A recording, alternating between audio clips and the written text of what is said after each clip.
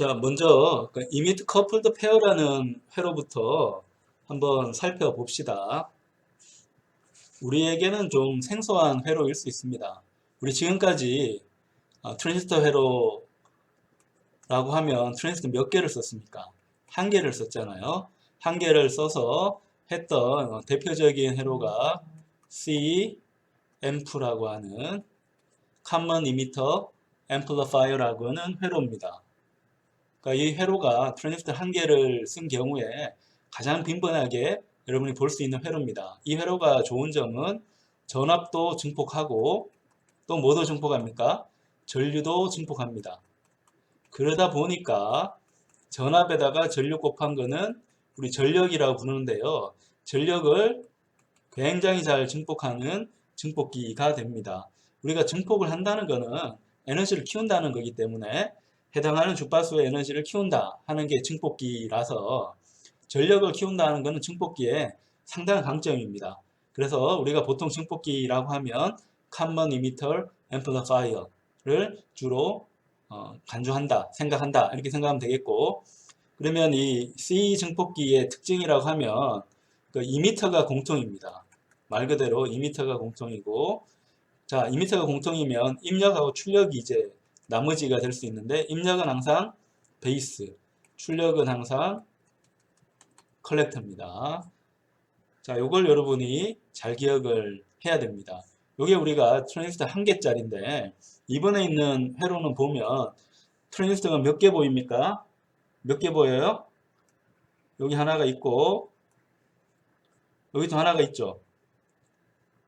그러니까 Q1, Q2라고 되어져 있는데, 이게 트랜지스터입니다. 트랜지스터라서 얘가 두 개입니다. 두 개. 두 개라서 뭔가 좀 복잡하다 이렇게 생각할지 모르지만 복잡하지 않고요. 여러분이 이제 생각만 더 확대를 하면 됩니다. 어떻게 확대하는가 하면 사실은 얘는 TR이 두 개긴 한데 우리가 지금까지 배웠던 모양입니다. 뭘 배웠는가 하면 CEMF를 배웠잖아요. CMF 배웠는데 이 CMF가 두 개가 있는 모양입니다. CMF는 어떻게 구성이 됐습니까? 보통 이렇게 돼서 이렇게 구성을 했잖아요. 위에 전압 주고. 근데 요거를 뒤집어서 우리가 할 수도 있잖아요. 이렇게 살짝 뒤집어서 이렇게 구성할 수도 있죠. 구성할 수 있고 얘를 같은 전압으로 이렇게 합쳐놨고 여기가 문제인데 이 부분은 내가 전류원으로 바꿨습니다. 전류원. 그러니까 사실 뭔가 복잡하게 보이지만 Common Emitter Amplifier에서 이미터를 묶은 겁니다. 이미터를 묶은 증폭기라고 해서 이름이 어떻게 붙여져 있는가 하면 이미터를 어떻게 했다고요? 묶었다. 이건 영어로 하면 커플입니다. emit coupled 두 개니까 pair라고 이름을 붙입니다. 그래서 emit coupled pair인데 이 emit coupled pair는 왜 사용할까요? 이건 common emit amplifier를 보면 됩니다. 자, 원래 이미터는 공통이었죠. 원래 이미터는 공통이었습니다. 공통인 걸 묶었다 해가지고 특별한 일이 생길까요? 안 생길까요? 안 생깁니다. 큰 의미 없습니다. 자, 그러면 나머지 부분 봅시다. 나머지 부분 보면 이쪽이 이제 베이스잖아요. 여기가 베이스고 여기가 이제 컬렉터가 되는데, 자, 베이스는 입력입니까? 출력입니까? 얘는 입력이죠. 근데 입력이 몇 개예요? 입력이 두 개입니다. 입력이 두 개. 그리고 컬렉터는 Common Emitter Amplifier에서 입력입니까? 출력입니까? 얘는 당연히 출력입니다. 얘도 출력입니다. 그럼 여기도 출력이 몇 개인가요? 출력이 두 개. 출력이 두 개가 됩니다. 그러면 Emit Coupled Pair는 특징이 보면 입력이 몇 개라고요? 두 개. 출력이 몇 개? 두 개. 그럼 원래 우리가 소자 사용할 때는 입력이 한 개로 사용을 하잖아요. 보통 증폭기에서는 입력이 1개인데 얘는 입력이 2개고, 그 다음에 증폭기에서 출력이 또 1개를 우리가 기본적으로 생각을 하는데 출력이 2개입니다. 어떻게 사용할까요? 이런 경우는, 자, 요 경우는 우리가 사용하는 방법이 있습니다. 어떻게 하는가 하면 차이를 증폭을 하면 됩니다. 차이를 증폭을 하면 해결이 됩니다. 그래서 입력이 2개가 들어오더라도 나는 이렇게 하겠어요. 입력 V1 빼기 V2를 하나의 전체 입력으로 보겠고, 그 다음에 여기 VC1이 있는데 VC1 빼기 VC2를 나는 하나의 출력으로 보겠다. 그래서 나는 차이를 증폭을 하겠다.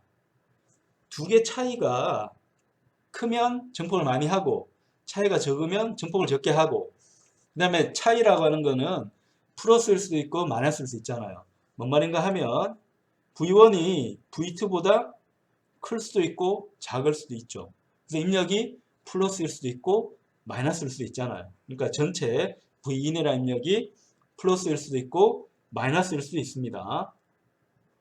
자, 그러면 이런 차이를 증폭하는 증폭기는 이름이 또 있습니다. 여러분이 회로 공부할 때 회로에 이름이 있으면 정신을 바짝 차려서 외워야 됩니다. 그러니까 우리 눈앞에 보이는 회로는 emit coupled pair라고 하는 거고, 이건 물리적으로 emitter를 묶었기 때문에 emit coupled pair라고 하는 거고, 자, 입출력 관점에서 보면 차이를 증폭하기 때문에 얘는 차분 증폭기라고 이름을 붙입니다. 차분 증폭기. 차분이라고 하는 건 분은 나눈다 하는 거죠. 미분, 적분할 때 나눈다라는 뜻입니다. 차이를 분해해서 그걸 증폭하겠다라는 뜻이라서 차분 증폭기라고 부르는 거고, 영어로는 differential amplifier라고 이름을 붙입니다. differential amplifier라고 붙입니다. 그래서 입력이 2개가 있고 출력이 2개가 있더라도 이제는 걱정할 필요가 있다 없다? 없어요. 우리는 차이를 증폭을 한다는 개념을 갖고 가면 되니까. 근데 여기서는 이제 증폭도까지 계산하진 않고 바이어스를 계산을 할 겁니다.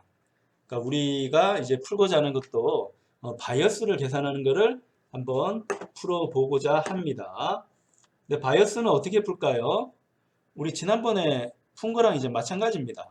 바이어스 푼 거는 맨 처음은 common emitter amplifier니까 베이스 이밋 루프를 돌려서 뭘 얻어요?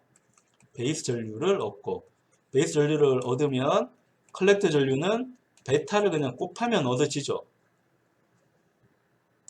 우리 계속 했던 부분이고, 그 다음에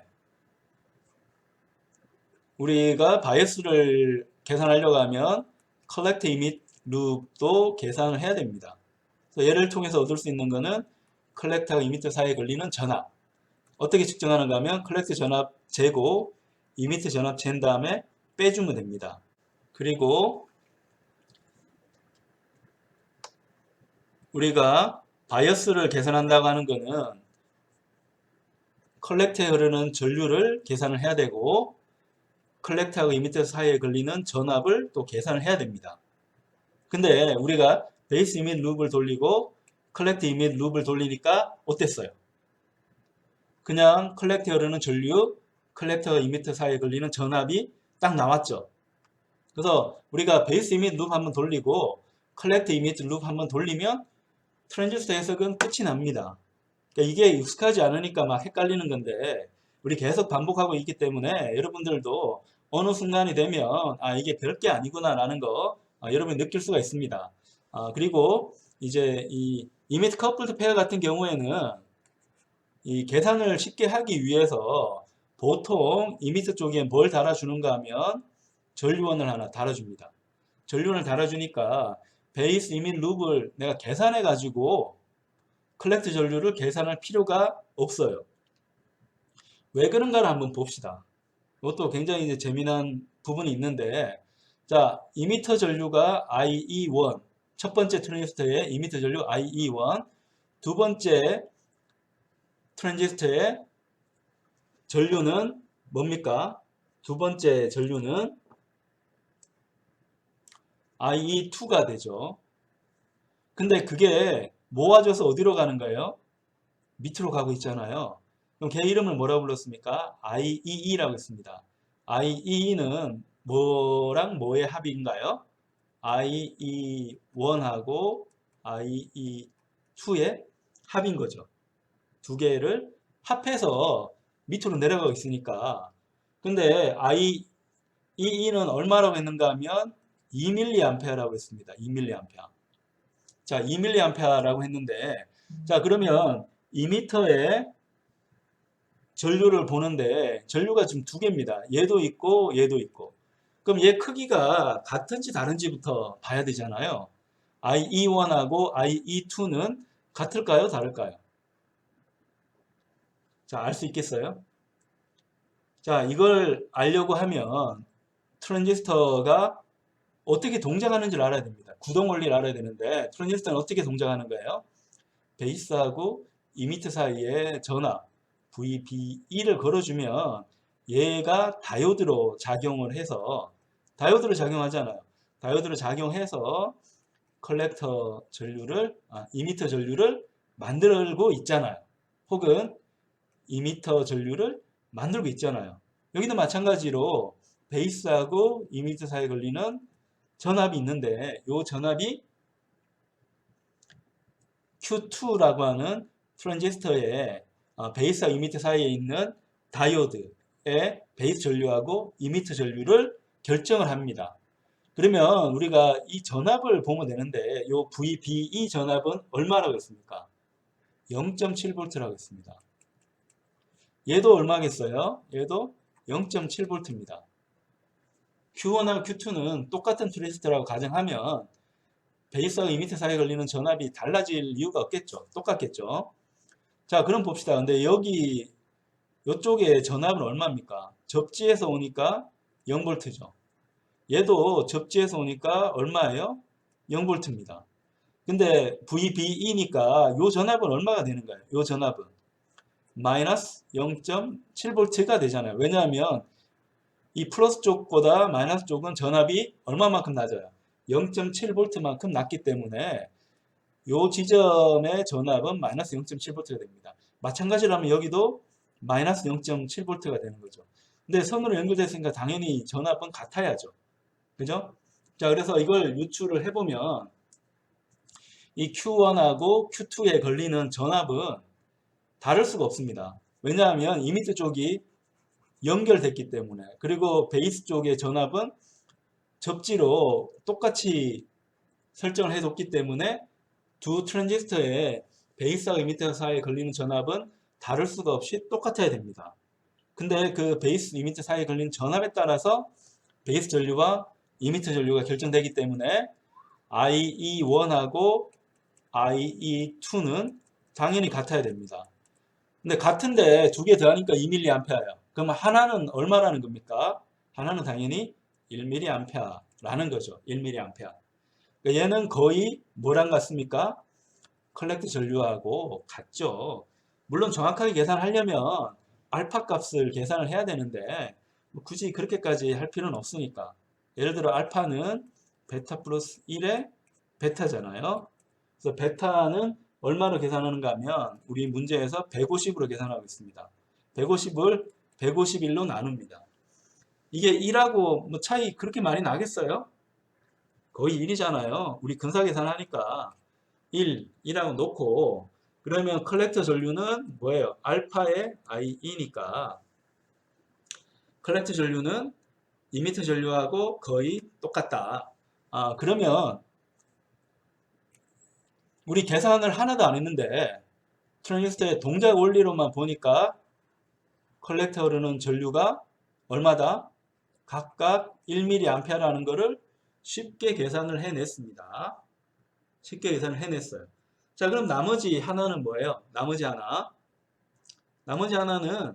자, 컬렉터 쪽에 걸리는 전압을 우리가 알면 끝이 납니다. 컬렉터 쪽에 걸리는 전압. 컬렉터 쪽에 걸리는 전압은 어떻게 알 수 있을까요?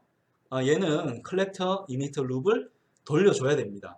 얘를 한번 돌려보겠습니다. 자, 복사해서 한번 갈까요? 복사해서.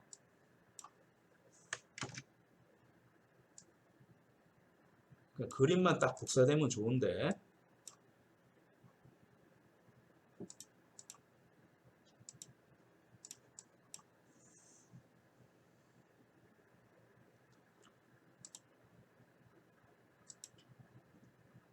자, 그래서 쓸데없는 거는 좀 지우고 트랜지스터 그림만 한번 보겠습니다.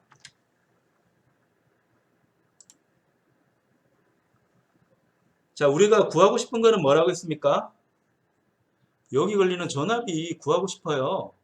자, 이 VC1이라고 한 거, 이 전압이 얼마인지 궁금합니다. 여기도 VC2인데 얘가 얼마인지 궁금해요. 밑에 있는 전압은 우리 알고 있어요, 없어요? 알고 있죠. 얼마?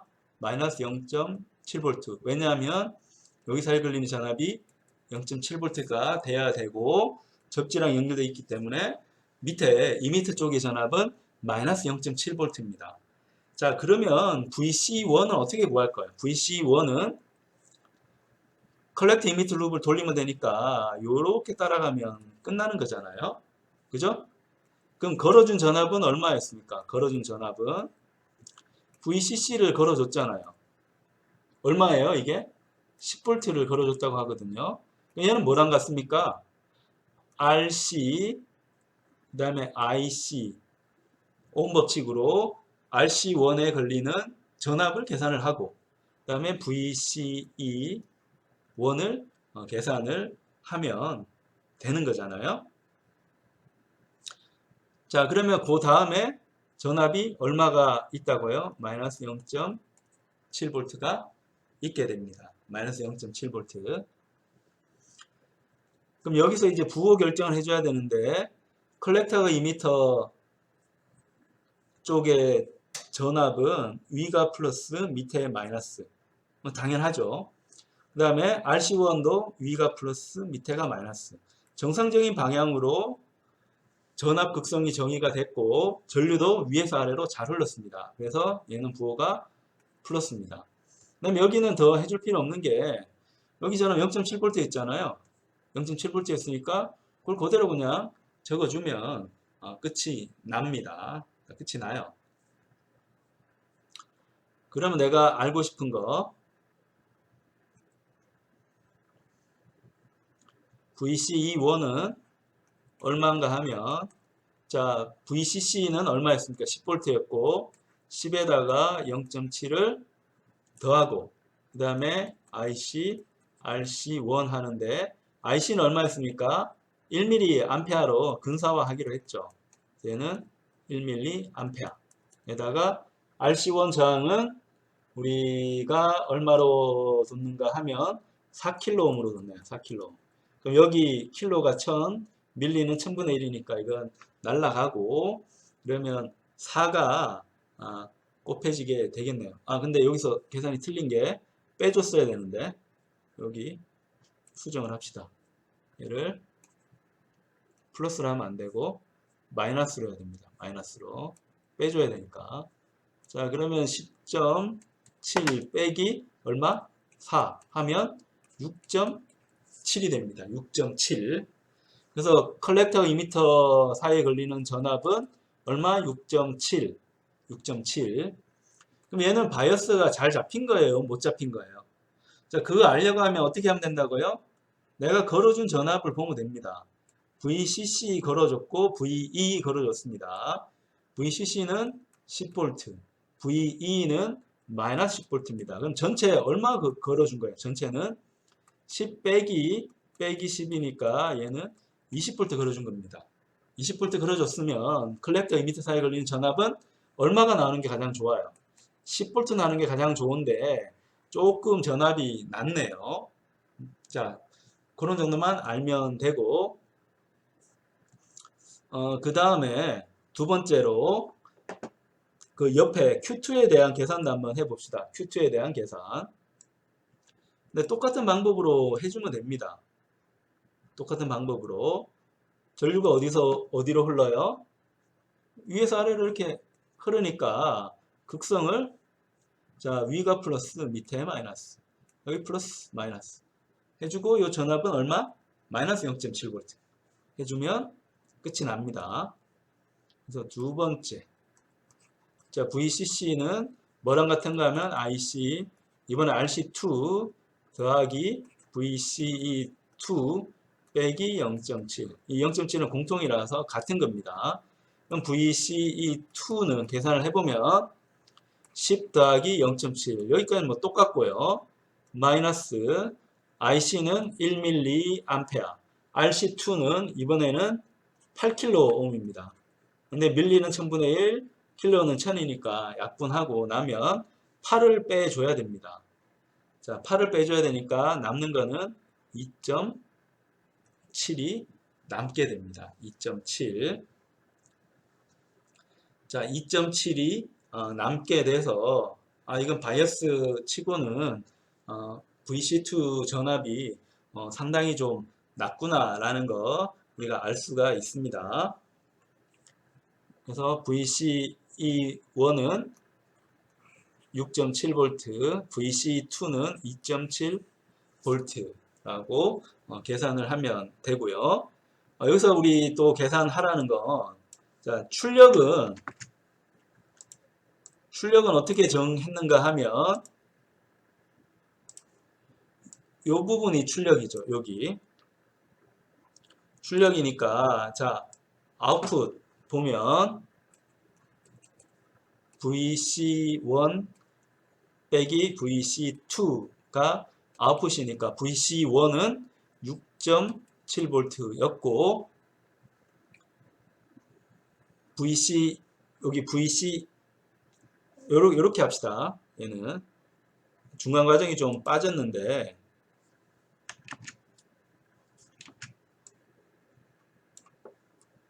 자 우리가 VC1하고 VC2 계산을 할 수 있는데 우리 이미 계산한 게 VC1하고 VC2 있으니까 얘를 가지고 이 계산을 해 봅시다. 왜냐하면 E1하고 E2 전압은 공통이라서 뭐 빼줄 때는 의미가 없거든요. 그래서 VC1하고 VC2 계산해 보면 6.7V 빼기 2.7V가 돼서 둘의 차이는 얼마? 4V만큼이 차이가 나게 됩니다. 두 차이는 4V 정도가 난다. 근데 요 4V라고 하는 거는 사실은 RC1하고 RC2 요 저항의 차이입니다. 요 저항의 차이. 우리 계산할 때 RC1은 4kΩ이라고 했고 RC2는 8kΩ이라고 했습니다. 두 개 차이가 얼마였습니까? 4kΩ이죠. 4kΩ인데 여기 전류가 얼마만큼 흐르고 있어요? 1mA가 흐르고 있잖아요. 그래서 4V만큼 출력이 차이가 나게 됩니다. 근데 이걸 바꾸어서 RC1, RC2를 똑같이 만들었다. 그러면 출력은 전압이 없습니다. 0V가 얻어지게 됩니다. 자, 요 계산을 이제 바탕으로 해서 퀵스튜디오로 한번 계산을 해 보도록 하겠습니다. 퀵스튜디오 실행시켜서 한번 계산을 해 봅시다. 먼저 우리에게 필요한 거는 트랜지스터가 필요하니까 난리니어 컴포넌트에 가서 NPN 트랜지스터를 갖고 옵니다. 하나 갖고 오고 둘 갖고 옵니다. 대신에 오른쪽 편에 있는 트랜지스터는 대칭을 좀 하는 게 좋겠습니다. 대칭하고 요 글씨는 옆으로 좀 갖고 오겠습니다. 이렇게 갖고 올까요? 이렇게.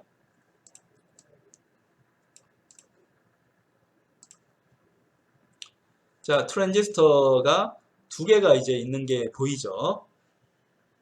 다음에 여기 이미터는 서로 연결이 되어 있습니다. 그래서 이미트 커플드 페어가 되는 거고, 그 다음에 얘도 조금 더 당길까요? 여기도 조금 당겨서 접지를 우리 물릴 겁니다. 접지. 우리 책에 있는 그림처럼 접지를 하나, 둘 이렇게 물렸습니다. 접지 물렸고, 자, 컬렉트 쪽에는 저항이 있어야 되니까 럼드 컴포넌트에 가서 저항을 가지고 옵니다. 여기 하나 갖고 오고, 복사해서 여기 하나 갖고 옵니다. 얘가 겹치니까 좀 복잡해 보이네요. 살짝 바꿔주고, 그럼 R1은 저항값이 우리 4kΩ이었습니다. 4kΩ. 4kΩ이라고 써주고요. R2는 8kΩ이었습니다. 8kΩ. 8kΩ. 이렇게 했습니다. 자, 그리고 컬렉터 위에 있는 저항은 다시 합쳐져야 됩니다. 얘가 합쳐져서 전압으로 연결이 되어야 됩니다. DC 볼티 소스 갖고 와서 얘를 회전시켜서 연결하겠습니다. 얘가 이제 VCC인데 요 VCC 값은 10V로 계산이 돼야 됩니다. 자, 설정을 10V로 해서 계산을 하면 되니까 이렇게 설정하겠습니다. 그리고 그 다음에 중요한 게 커런 소스를 달아야 됩니다. 얘를 갖고 와서 달아주는데 방향이 중요하니까 방향을 엉뚱하게 달면 계산이 안 됩니다. 그래서 얘를 회전시켜서 방향을 밑으로 가게 해줍니다. 위로 가면 곤란합니다. 트랜지스터에 있는 이 화살표 방향하고 전압계의 방향이 같아야 됩니다. 그래야지 전류를 모아주죠. 근데 얘는 전류가 얼마였는가 하면 2mA였습니다. 2mA. 2mA하고 여기에 또 전압원을 달라고 되어 있습니다. 나름대로 좀 복잡하죠. 자, 복잡한데 뭐 우리가 이해 못할 정도는 아닙니다. 우리 충분히 이해할 수 있습니다. 다시 여기에 접지 달아줍니다. 자, 이렇게 달아주고, 자, 전류원 밑에 있는 전압원은 마이너스 10V입니다. 그래서 마이너스 10이라고 해줍니다. 그러면 우리가 좀 전에 풀었던 회로를 거의 완전하게 이제 그려줬습니다. 자, 그려줬고, 시뮬레이션을 위해서 DC 블록 하나 갖다 놓고 저장을 하겠습니다. 자, emit coupled pair라고 저장을 하겠습니다. 그리고 이제 트랜지스터의 베타 값은 100이 아니고 150으로 하라고 했으니까 얘를 BF는 베타 포워드니까 얘가 베타 값입니다. 얘를 150으로 바꾸겠습니다.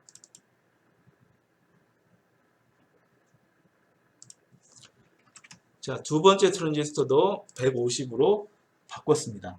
그러면 우리가 풀었던 거하고 이제 똑같은 문제가 이제 되고, 내가 구하고 싶은 거는, 자, 컬렉터는 전류니까 여기다가 전류원을 전류 프로브를 하나 달겠습니다. 전류 프로브를 우리 쉽게 계산하기 위해서 커런 프로브를 하나 달겠습니다. 방향이 맞아야 되니까 방향 잘 맞춰서 달아주고, 여기도 달아줍니다. 커런 프로브는 달아줄 때 조심할 점 뭐예요? 항상 직렬로 달아야 됩니다. 전류가 흘러야지 흐르는 걸 측정할 수가 있죠. 병렬로 달면 큰일 납니다. 항상 직렬로 달아야 됩니다. 병렬로 달면 전류계가 망가집니다. 그래서 직렬로 달았고, 그러면 우리가 그 다음에 또 필요한 건 전압계도 하나 필요하겠네요. 전압계. 자, 얘도 여기다 하나 갖다 달까요?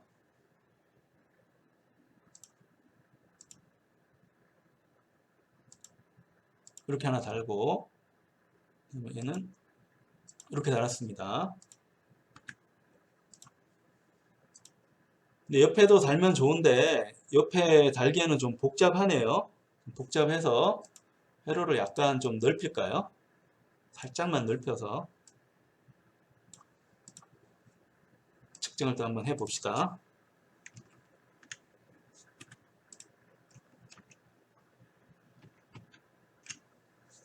좌우 대칭을 해야겠네요. 그러니까 비슷하게 선을 또 연결을 합니다. 연결하고, 자, 해서 우리 프로브 계산할 준비는 이제 마쳤고요. 그리고 또 하나 우리 계산을 해야 되는 게 컬렉터하고 첫 번째 트랜지스터 컬렉터하고 두 번째 트랜지스터 컬렉터 요 사이에 걸리는 전압도 알고 싶어요. 그래도 이게 갖다 놓고 선을 또 연결을 해줍니다. 자, 그러면 우리 구하고 싶은 거는 다 구할 수 있도록 프로브 설치를 했네요. 그래서 복원을 합시다. 얘가 이제 문제니까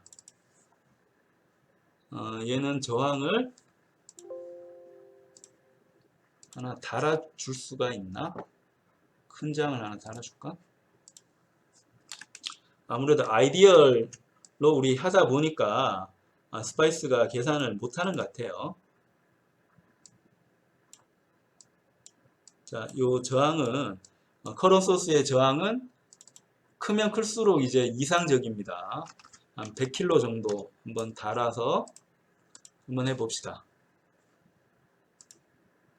얘는 다행히 계산이 되네요.